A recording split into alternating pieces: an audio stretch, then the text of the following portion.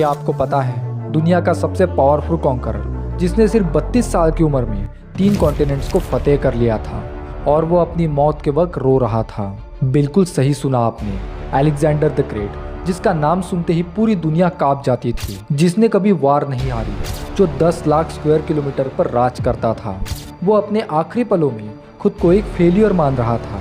लेकिन ये कहानी सिर्फ एक कॉन्करर की नहीं है दोस्तों, ये कहानी है एक ऐसी शख्सियत की जिसने सिर्फ 13 साल की उम्र में अपने पिता को चैलेंज किया, 16 साल की उम्र में पहले आर्मी को लीड किया और 20 साल की उम्र में पूरी दुनिया को जीतने का इरादा कर लिया। और सबसे बड़ी बात, उसने ये सब सिर्फ 12 सालों में कर दिखाया। पर यह कहानी इतनी सिंपल नहीं है जितनी लगती है। कुछ हिस्टोरियंस कहते हैं कि अलेक्जेंडर एक विजनरी था जो सिविलाइजेशंस को जोड़ना चाहता था, और कुछ लोग कहते हैं कि वो खून का प्यासा डिक्टेटर था जिसने सिर्फ अपनी ईगो को सेटिस्फाई करने के लिए लाखों लोगों को मार डाला। तो दोस्तों, आज हम जानेंगे कि अलेक्जेंडर द ग्रेट सच में ग्रेट था या फिर ये सिर्फ एक प्रोपेगेंडा था। क्या उसका ड्रीम सच में दुनिया को यूनाइट करना था या फिर वो सिर्फ पावर का भूखा था? और सबसे इम्पोर्टेंट, वो भारत देश को कभी भी कैप्चर क्यों नहीं कर पाया था? ये कहानी है अलेक्जेंडर द ग्रेट की, जिसने एशिया को जीत लिया लेकिन अपने ही लोगों से हार गया। साल था 356 BCE। मैकेडोनिया, जो ग्रीस के नॉर्थ में एक छोटा सा किंगडम था, वहाँ एक लड़का पैदा होता है, पर वो कोई ऑर्डिनरी लड़का नहीं था। कहते हैं कि जिस रात अलेक्जेंडर का जन्म हुआ उसी रात 2 बड़ी घटनाएं भी हुई थी। पहली थी टेम्पल ऑफ एरिथमिस एट इफिलिस, जो उस वक्त दुनिया के सबसे खूबसूरत बिल्डिंग्स में से एक थी। वो मिस्टीरियसली जल गई। और दूसरी, अलेक्जेंडर के पिता किंग फिलिप II की आर्मी ने एक मेजर विक्ट्री हासिल की। एंशियंट सॉर्सरर्स ने कहा कि ये एक साइन है कि ये बच्चा दुनिया को जला देगा और फिर बदल भी देगा। अलेक्जेंडर का बचपन बहुत ही एक्स्ट्राऑर्डिनरी था। उसकी माँ क्वीन ओलंपिया एक बहुत ही मिस्टीरियस औरत थी। कुछ एंशियंट टेक्स्ट कहते हैं कि वो स्नेक वर्शिपर थी और कुछ ऑकल्ट प्रैक्टिसेस में बिलीव भी करती थी। वो अलेक्जेंडर को बचपन से ही सिखाती थी कि वो कोई ऑर्डिनरी इंसान नहीं है, वो ज़्यूस का पुत्र है, वो स्पेशल है, वो डेस्टिनी के लिए बना है। लेकिन असली ट्विस्ट तब आता है जब अलेक्जेंडर के 13 बर्थडे पर उसके फादर किंग फिलिप उसे एक वाइल्ड हॉर्स गिफ्ट करते हैं। इस घोड़े का नाम था बुचिपुलस और वो इतना खतरनाक था कि उसे कोई भी कंट्रोल नहीं कर सकता था। लेकिन अलेक्जेंडर ने कुछ नोटिस किया, वो घोड़ा अपनी ही शैडो से डर रहा था। अलेक्जेंडर ने उस घोड़े को सन की तरफ कर दिया ताकि उसकी शैडो उसे ना दिखाई दे, और फिर मिरेकल हो गया, वो उस घोड़े पर सवार हो गया।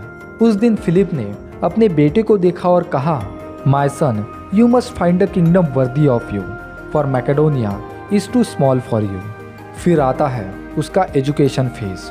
अलेक्जेंडर का टीचर कौन था? कोई और नहीं बल्कि दुनिया का one of the biggest philosopher Aristotle. Aristotle ने अलेक्जेंडर को सिर्फ वारफेयर नहीं सिखाया बल्कि फिलॉसफी, साइंस, मेडिकल, लिटरेचर सब कुछ सिखाया। होमर की इलियड उसकी फेवरेट बुक बन गई और उसमें का हीरो एसिलियस उसका रोल मॉडल। अलेक्जेंडर हमेशा अपने साथ इलियड की एक कॉपी रखता था और वो अपने आप को एसिलियस का रीइंकार्नेशन मानता था। पर यहाँ एक इंटरेस्टिंग ट्विस्ट है। एरिस्टोटल ने अलेक्जेंडर को ये भी सिखाया कि ग्रीक सुपेरियर है और नॉन ग्रीक्स यानी बारबेरियंस को कॉन्कर करना चाहिए। लेकिन जब अलेक्जेंडर बड़ा हुआ तब उसने बहुत ही अलग एक रिवॉल्यूशनरी आइडिया डेवलप किया। वो सभी कल्चर्स को मिक्स करना चाहता था, एक यूनिफाइड वर्ल्ड बनाना चाहता था, और ये एरिस्टोटल की टीचिंग के बिल्कुल अपोजिट था।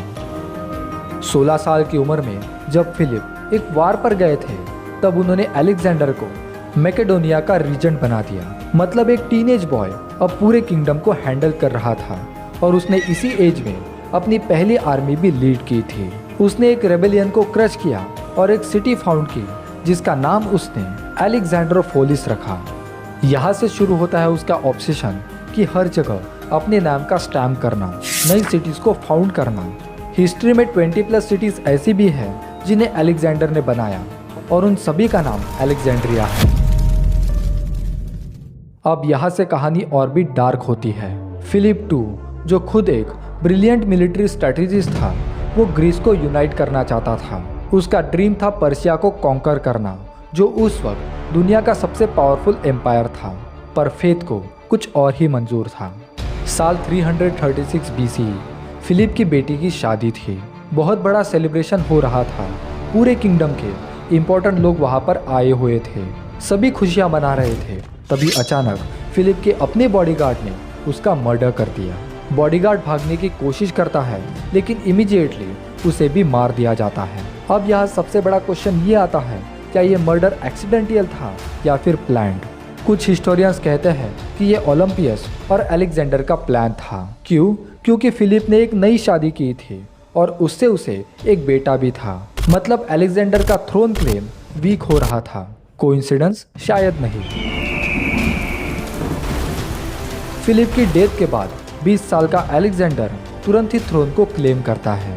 लेकिन ये इतना इजी नहीं था, क्योंकि मैकेडोनिया में बहुत सारे पावरफुल नोबल्स थे जो एक यंग अनएक्सपीरियंस्ड किंग को एक्सेप्ट नहीं कर रहे थे। ग्रीस के बाकी स्टेट्स ने भी सोचा कि ये परफेक्ट टाइम है मैकेडोनिया के खिलाफ रिवॉल्ट करने का। पर अलेक्जेंडर ने जो किया वो पूरे चेस के मास्टरमाइंड जैसा था।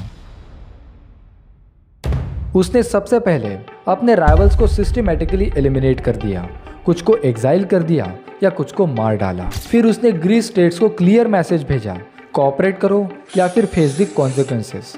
उसी दौरान थेबिस नाम की एक सिटी ने रिवॉल्ट कर दिया। अलेक्जेंडर ने पूरे शहर को मिट्टी में मिला दिया, 6000 लोगों को मार डाला और 30,000 लोगों को स्लेव बना दिया। ये इतना ब्रूटल था कि बाकी सब डर गए और उन्होंने तुरंत ही सरेंडर कर दिया। लेकिन दोस्तों, यहाँ एक और लेयर है। अलेक्जेंडर ने थेबिस को डिस्ट्रॉय करने के बाद एक बहुत ही इंटरेस्टिंग डिसीजन लिया। उसने पोएट पिंडार के घर को कम्प्लीटली स्पेयर कर दिया, क्योंकि वो पोएम्स और आर्ट्स की रिस्पेक्ट करता था। ये कॉन्ट्राडिक्शन ही अलेक्जेंडर की पर्सनैलिटी को डिफाइन करता है। एक तरफ ब्रूटल वॉरियर और दूसरी तरफ कल्चरल इंटेलेक्चुअल। अब अलेक्जेंडर के पास पूरा ग्रीस था, एक ट्रेंड आर्मी थी और अपने पिता का सपना पर्शिया को कॉन्कर करना। पर यह ड्रीम इतना सिंपल नहीं था, क्योंकि पर्शियन एम्पायर उस वक्त दुनिया का सबसे लार्जेस्ट एम्पायर था। उनमें लैक्स ऑफ सोल्जर्स थे, अनलिमिटेड रिसोर्सेस थे और अलेक्जेंडर के पास थे सिर्फ 40,000 सोल्जर्स। पागलपन लगता है ना? पर अलेक्जेंडर के लिए ये पागलपन नहीं था, बल्कि उसकी डेस्टिनी थी। साल 334 BCE, स्प्रिंग का मौसम।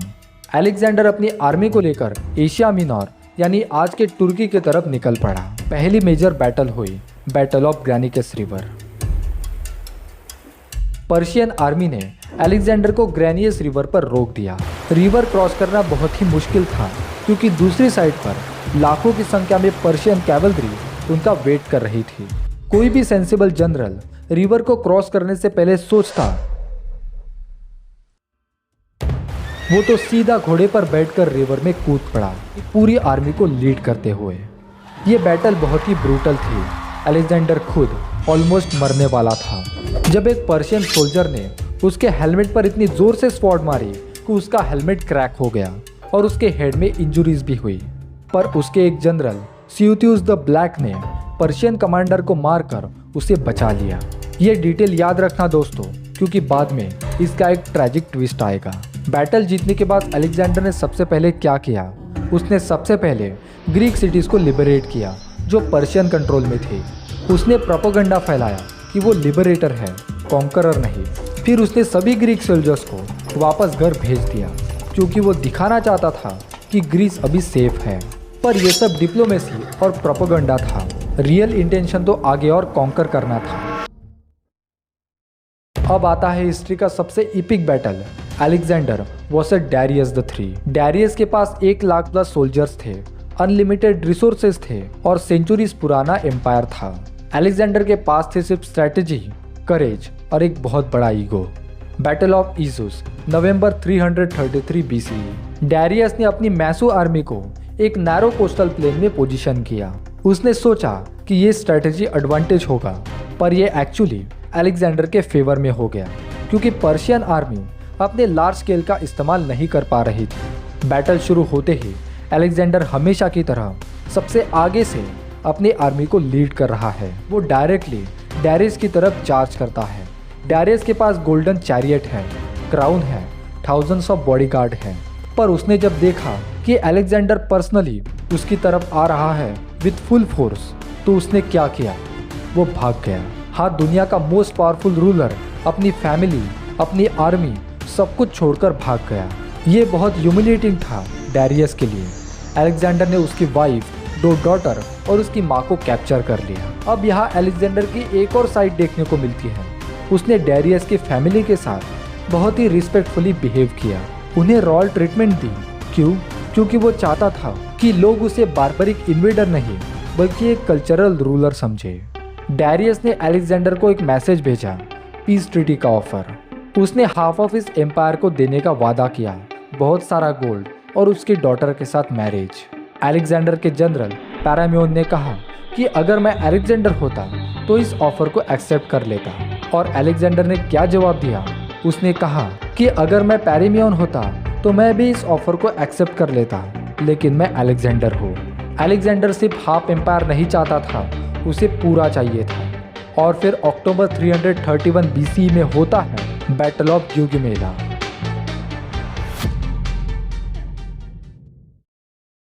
डैरियस ने इस बार कोई भी गलती नहीं की।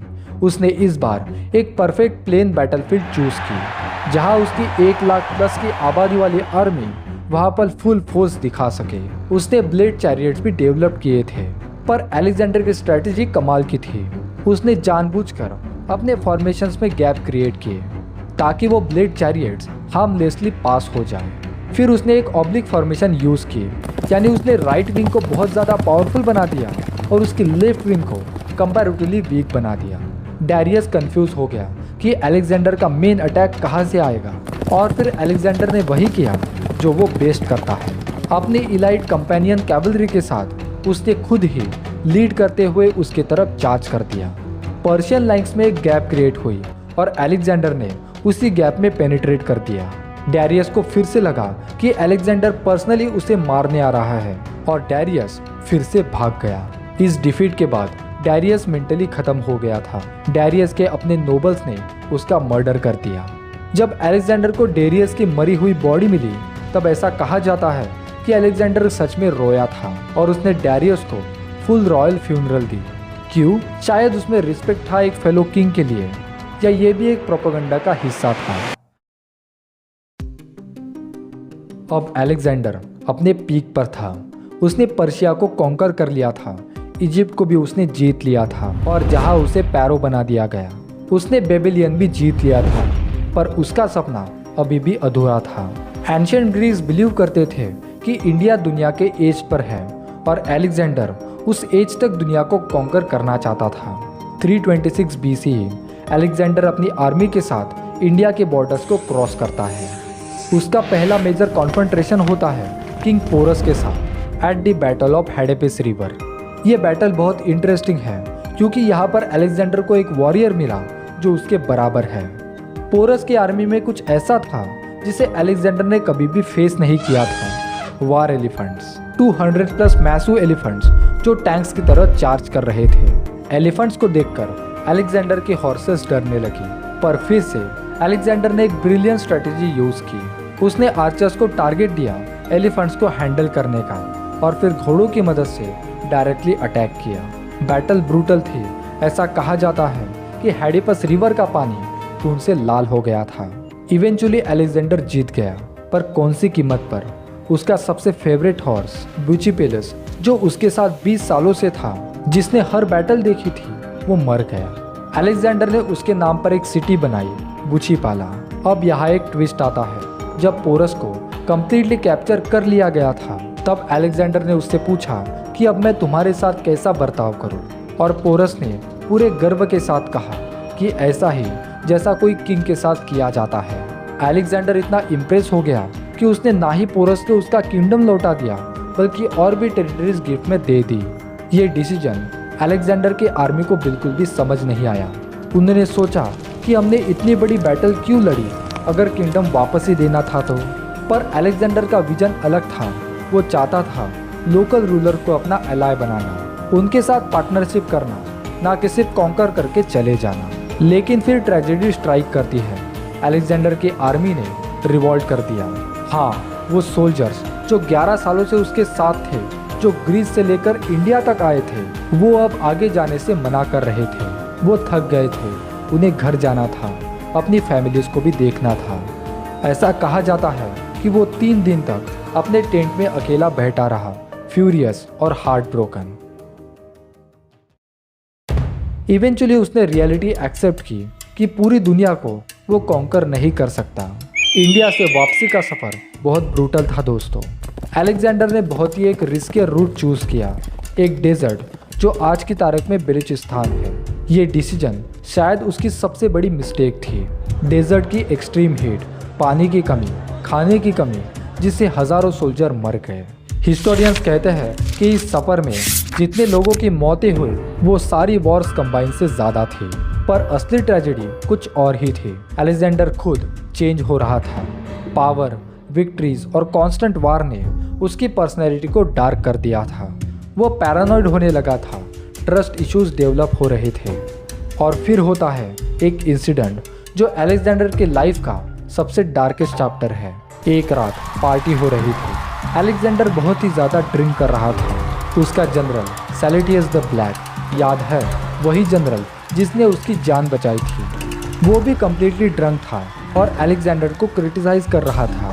उसने बोला कि अलेक्जेंडर अपनी ग्रीक कंपेनियंस को भूल गया है, पर्शियन कल्चर्स में इतना घुल मिल गया है कि अपनी फादर फिलिप को क्रेडिट भी नहीं देता। अलेक्जेंडर बहुत गुस्से में आ गया और उसने एक स्पीयर उठाया और अपने ही जनरल को मार डाला। जब उसका नशा उतरा और उसे रियलाइज़ हुआ कि उसने अपने ही जनरल को मार डाला है, वो टूट गया। कहा जाता है कि अलेक्जेंडर 3 दिन तक रोता रहा। फिर उसकी पर्शियन पॉलिसी से भी प्रॉब्लम आने लगी। अलेक्जेंडर चाहता था ग्रीक और पर्शियन कल्चर्स को मिक्स करना। उसने पर्शियन रॉयल प्रोटोकॉल्स अडॉप्ट कर लिए। उसने किंग के सामने झुकना शुरू कर दिया। पर ग्रीक के लिए यह अनएक्सपेक्टेड था, क्योंकि उनके हिसाब से हमें सिर्फ भगवान के सामने ही झुकना चाहिए। जून 323 BCE, बेबीलोन। अलेक्जेंडर अपने नए कैंपेन की तैयारी कर रहा था, अरेबिया कॉन्कर करने की। पर सडनली एक रात पार्टी के बाद वो बीमार पड़ गया। उसे तेज बुखार आ गया, बॉडी में दर्द आने लगा। फिर हालात और भी खराब होते गए। 12 दिनों तक उसकी कंडीशन और भी खराब होती गई। 10 जून को उसकी आवाज़ चली गई। 11 जून को उसने अपनी रिंग निकालकर अपने जनरल पर्डिकास को दे दी। ये साइन था कि पर्डिकास नेक्स्ट रूलर होगा। और फिर 13 जून 323 BCE को अलेक्जेंडर द ग्रेट की मौत हो गई, और वो भी सिर्फ 32 साल की उम्र में। पर यहाँ असली मिस्ट्री शुरू होती है दोस्तों। इसके बाद अलेक्जेंडर के बॉडी को हनी में प्रिजर्व किया गया और बेबीलोन से ट्रांसफ़र किया गया। पर यहाँ भी एक मिस्ट्री है। बॉडी का फाइनल डेस्टिनेशन क्या था? Alexandria, Egypt?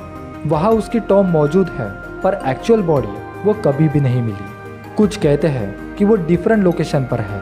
अब आते हैं सबसे इम्पोर्टेंट क्वेश्चन पर, क्या अलेक्जेंडर द ग्रेट सच में ग्रेट था? एक पर्सपेक्टिव से देखो तो अलेक्जेंडर एक्स्ट्राऑर्डिनरी था। उसने सिर्फ 12 सालों में 22,000 किलोमीटर प्लस कवर किया, 70+ सिटीज़ फाउंड की, 3 कॉन्टिनेंट्स पर उसने राज किया। कभी भी बैटल नहीं आ रही। मिलिट्री टैक्टिक्स में वो जीनियस था। उसकी स्ट्रैटेजीज आज भी मिलिट्री स्कूल में पढ़ाई जाती है। कल्चरली भी उसने बहुत ज़्यादा कंट्रीब्यूशन किया। ग्रीक कल्चर को उसने पूरे एशिया में फैलाया। पर दूसरी तरफ देखो तो क्या दिखाई देता है? एक खून का प्यासा कॉन्करर जिसने लाखों लोगों को मार डाला, थेबिस को कम्प्लीटली डिस्ट्रॉय कर दिया, वहाँ 30,000 लोगों को उसका गुलाम बना दिया, पर्शियन सिटीज़ को लूटा। क्या ये सब एक ग्रेट एक्शंस है? वो अपने ईगो और एम्बिशंस के लिए एंडलेस वार कर रहा था, जिसमें उसके अपने सोल्जर्स भी मर रहे थे। अलेक्जेंडर का ड्रीम था एक यूनिफाइड वर्ल्ड बनाना, जहाँ कल्चर्स मिक्स हो रहे हो। पर रियलिटी तो ये है कि ये मोस्टली फोर्स यूनिटी थी। जैसे ही वो मरा, उसका एम्पायर इमीडिएटली ब्रेक हो गया। उसके जनरल्स ने एक दूसरे के साथ ही वार शुरू कर दी और पूरा एम्पायर मल्टीपल किंगडम्स में डिवाइड हो गया। एक ट्रैजिक आयरनी ये है कि अलेक्जेंडर ने पूरी दुनिया जीत ली, पर अपने इनर डीमन से वो हार गया।